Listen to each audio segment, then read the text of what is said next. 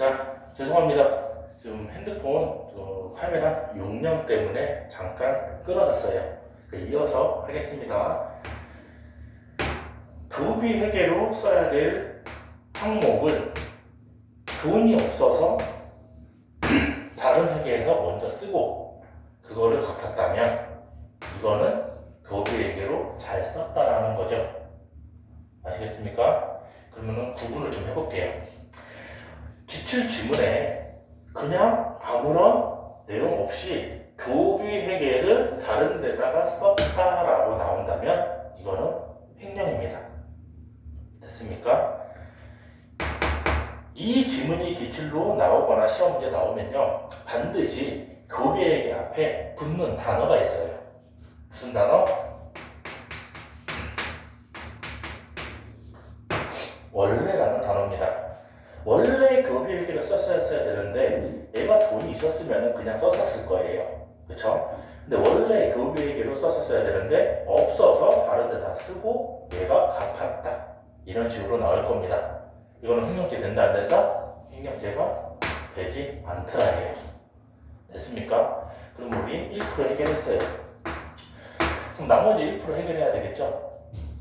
이 1%는요 원래 판례는요 외국 학교에 대한 내용인데 그렇게 어렵게 접근하실 필요 없고요. 교비회계 기출 중에서는 가장 출제 빈도는 떨어집니다. 근데 내용만 조금 아시면 될 거예요. 이런 뉘앙스의 내용이더라. 그 사립학교를 지은 이사장이 워낙 돈이 많아서 모든 벽돌 하나까지 다 자기 돈으로 썼어요. 지분이 따로 나눠져 있지 않습니다. 그래서 모든 등록금이 다 들어오는 거는요 그 이사장 주머니로 다 들어가요. 그러다 보니까 항목은 남을 필요가 없었던 거예요. 왜? 자기 주머니에서 나가는 거, 여기 주머니에 있는 거 돈 다 쓰고 여기 있는 주머니에 쓰고 여기 있는 주머니에서 빼서 쓰고 이러다 보니까는 자기 거를 갖다가 자기가 쓴 거가 돼버린 겁니다. 자기 점유는 맞고, 그쵸? 횡령죄가 나오려면 타인 소유가 돼야 되는데 그 돈을 그 이사장 자기 소유로 인정을 했던 사례예요. 아시겠습니까? 그렇기 때문에 횡령죄가 나오지 않습니다. 아셨죠? 그런데 기출 지문을 보면은 이거 쉽게 안 줘요. 여러분들이 봤을 때 교비 회계가 떴다, 딴 데 썼다, 횡령. 원래 교비 회계가 떴다, 원래 잘 썼네, 횡령, 나가리. 여기까지는 잘 하시는데 이 1% 방금 전에 말했던, 그쵸? 모든 돈이 다 자기 거더라. 아셨습니까? 이게 기출 지문으로 주어지면은 지문에 이런 내용이 뜰 겁니다. 수업료, 교비 회계라고 잘 안 줘요. 수업료, 학부모, 공모, 이러한 단어들을 주는 교비 회계 지문이 있어요. 그렇게 나오는 지문은 이 1%입니다. 그 돈 많은 이사장. 아셨습니까? 횡령죄 되지 않아요. 다만 아무리 다 지 소유 돈이고 지 점유의 돈이라고 할지라도 사립학교를 갖다가 운영하기 때문에 회계는 나눠서 써야 된다라는 게 사립학교법에 있습니다. 그 사립학교법 위반은 되겠죠. 그런데 우리 형법상 횡령은 구성요건에 해당하지 않기 때문에 인정하지 않습니다. 그럼 다시 출제 빈도는 떨어지지만 우리 지문에서 수업료, 학부모, 공모 이런 식으로 나온다면 이사장이랑 학부모 공모했다, 수업료가 어쩌게 됐다 이렇게 나온다면 이 1% 횡령죄가 안 되는 판례를 말하는 거예요. 가볍게 봐주시기 바랍니다. 아시겠습니까? 그러면 우리 용도 특정되는 거와 불법 용도구사, 그쵸? 교비 회계에 관한 판례들, 내용들 짚어봤습니다. 이해하셨죠? 교비 회계는 이거 3개 이외에는 절대 안 나옵니다. 아시겠죠? 용도 특정도 여러분들이 수월하게 푸실 수 있을 거고, 용도 특정이 되지 않았다면 불법 용도구사가 있는지 없는지, 지가 먹으려고 한 건지 소유자를 위해서 쓴 건지 이거를 반드시 구별을 해 주시면 되겠습니다. 아시겠죠?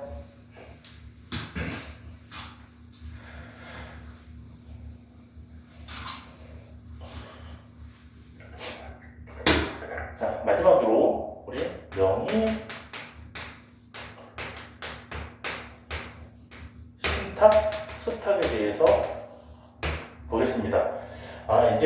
시간 투자할 필요가 없어요. 왜 지금까지 횡령죄가 옛날에는 다 어려웠냐면 이것 때문에 어려웠습니다, 사실. 그쵸? 왜? 명의신탁수탁을 인정했던 시대에는 누가 계약의 당사자가 됐는지, 중간 생략 등기인지, 이자만 명의신탁인지, 삼자만 명의신탁인지, 현인지 악인지 이거에 따라서 횡령죄가 되고 안 되고가 답이 갈렸어요. 그러니까 공부하기가 어려웠죠. 그런데 지금은 어렵지 않습니다. 왜? 명의를 빌려달라 그러고 명의를 빌려주고 이 명의 신탁 수탁이요 인정을 받지 못합니다. 무효예요. 그러다 보니까 명의 신탁을 했다 수탁을 했다라고 질문에 뜨면요 이거는 다 무효입니다. 더 쉽게 그럼 명의를 빌린 적이 있다 없다? 없다. 명의를 빌려준 적이 있다 없다? 없다. 무슨 말씀인지 아시겠습니까? 그럼 어떻게 풀까요, 문제를? 이제 명의신탁 수탁에 나오면은 횡령죄 X라고 공부를 하셨을 건데 왜 X가 될까요? 뭐 때문에? 명의신탁 수탁이 무효라면 명의를 빌려준 적도 없고 빌린 적도 없습니다. 그런데 이게 땅이라고 칩시다. 부동산. 그러면은 누구 이름으로 돼 있어요, 지금? 땅이 우리 수탁자 이름으로 땅이 돼 있죠. 근데 명의를 빌려준 적이 있다 없다? 없다. 명의를 빌린 적이 있다 없다? 없다. 근데 지금 부동산에 대한 소유자는 누구로 돼 있다? 수탁자로 돼 있다. 그럼 이 땅 누구 땅이다? 수탁자 땅입니다. 아시겠습니까? 이게 무효이기 때문에 그래요. 그러다 보니까는 얘가 이거 갖다가 근저당권 설정하고 돈을 빌렸건 매각을 해갖고 돈을 챙겼건 횡령죄 나오는 경우가 있다 없다? 없게 되는 겁니다. 이해하셨죠? 이해하셨죠? 지금은 여러분들 질문에서 선이냐 악이냐 누가 계약의 당사자가 됐냐 이딴 거 보실 필요 없습니다. 명의 신탁 수탁 이 글자가 들어가면은 일단은 99%는 횡령죄 나가리입니다. 계약 명의 신탁이든 이자가 명의 신탁이든 중간 생략 등기형 명의 신탁이든 보실 필요 없어요. 아시겠죠? 왜? 명의 신탁 수탁 자체가 무효다. 이름 빌린 적 없다. 이름 빌려준 적 없다. 그런데 지금 누구 이름으로 돼 있다? 수탁자 이름으로 돼 있다. 그럼 그 땅 누구 거다? 수탁자 지 거다. 됐습니까? 그럼 이 수탁자가 지 땅 지가 판 거죠? 지 땅 지가 담보로 잡힌 거죠? 그럼 횡령죄 나올 일이 없다. 됐어요? 우리 사기죄에서도 이게 연결이 됩니다. 이거 누구 땅이라고요? 수탁자 땅. 그러면 명의신탁 받은 거 고지 안 하고 팔았다. 사기죄 돼요? 안 된다. 왜? 지 땅 지가 팔았으니까요. 사는 사람은 돈 주고 지 땅 됐어요? 안 됐어요? 됐죠.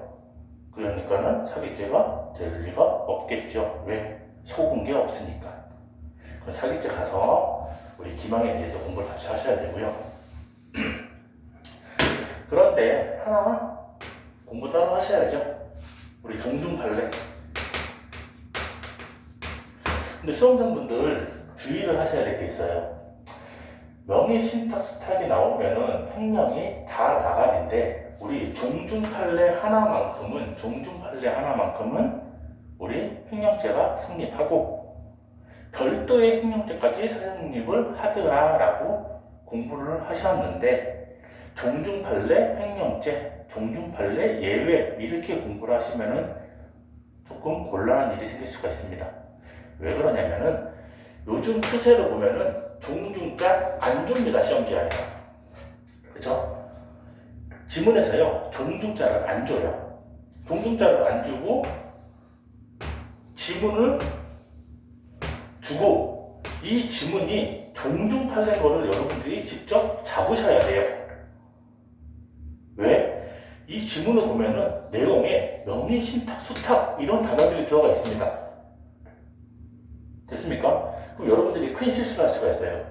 명의신탁, 수탁자가 보이는 거 횡령죄, 죄다, 나가리, 종중판례만 예외 해놓고서 종중자 안 보이니까는 명의신탁, 수탁 보이니까는 이것도 횡령죄, 나가리 이렇게 실수하는 경우가 생깁니다. 자, 그럼 종중 판례를 어떻게 푸냐면요. 종중자가 안 나와도 내용을 봤을 때 이게 종중 판례인지를 여러분들이 반드시 잡아내셔야 됩니다. 아시겠습니까? 자, 근데 참 법이 명의신탁수탁 법으로 더 무효 만들었다면서요. 근데 왜 종중 판례만 명의신탁을 인정하는 거예요? 그럴 수밖에 없어서예요. 왜 그러냐면은 볼게요. 자, 김씨 종중 땅입니다. 됐습니까? 그럼 여기 김씨 종중들이 수백 명의 김씨 종중이 공동의 땅이에요. 이거 갖다가 이제 어떻게 해야 되겠어요?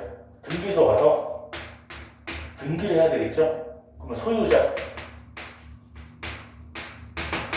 김씨 이렇게 등기가 됩니까?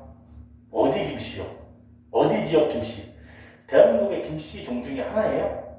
아니죠? 지역마다 있을 거예요. 전라도, 경상도, 충청도 맞습니까? 어디 김씨인데요? 어느 지역 김씨인데요? 아무 김씨나 가갖고 이 땅 팔면 팔립니까? 이렇게 등기 자체가 안 돼요. 그러다 보니까는 야 김씨 종중 땅 너 등기한다 그러면은 대표 만들어 와. 그래서 김갑동 대표 선출해서 등기를 김갑동 이름으로 하는 겁니다.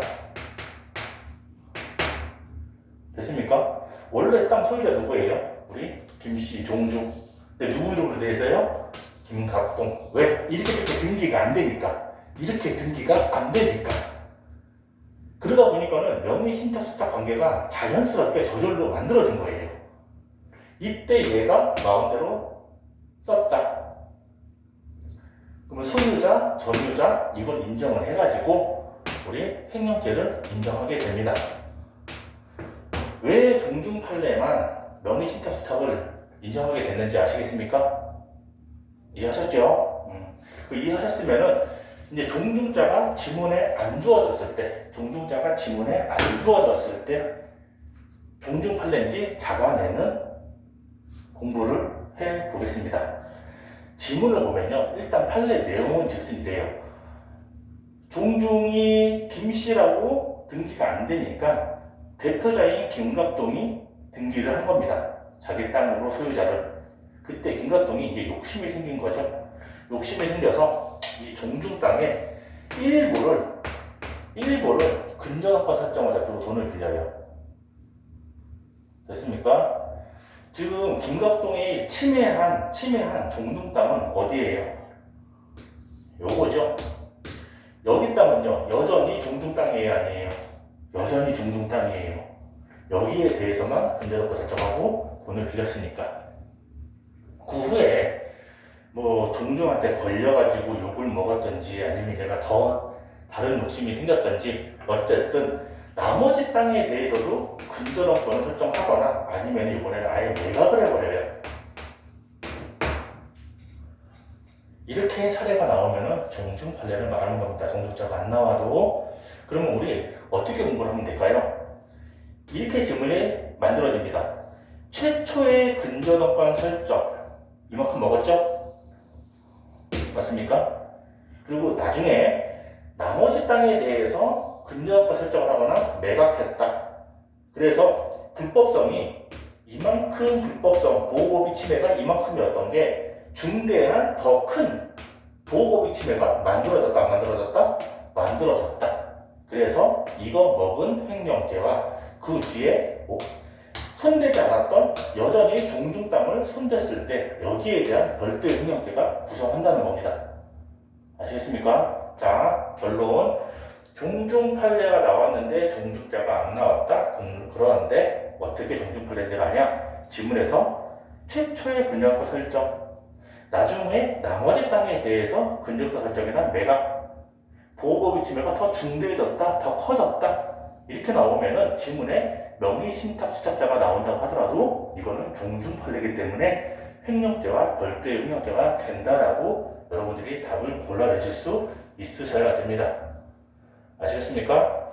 우리 잠깐 쉬었다가 우리 횡령죄, 우리 용도 특정, 그리고 명의신탁수탁, 도비에게 이거에 대한 논점을 지금 잡았다면 여러분들이 횡령죄에서 어렵거나 아니면 좀 헷갈리는 부분들 이런 것들을 잡아드리는 시간을 갖도록 하겠습니다. 파트 2 횡령 정말 중요합니다. 정말 중요해요. 고득점 받기 위해서는 반드시 청취하셔야 합니다. 아시겠습니까? 예를 들어서 이런 것들이에요. 이만큼 먹고 나머지 먹었다. 그럼 여러분들은 습관상 사기죄, 피해금액, 전액, 공제, X 이게 몸에 배 있어요. 그렇지 않다는 거. 그런 것들을 제가 다음 시간에 정리를 해드리겠습니다. 잠시 후에 뵙겠습니다. 감사합니다.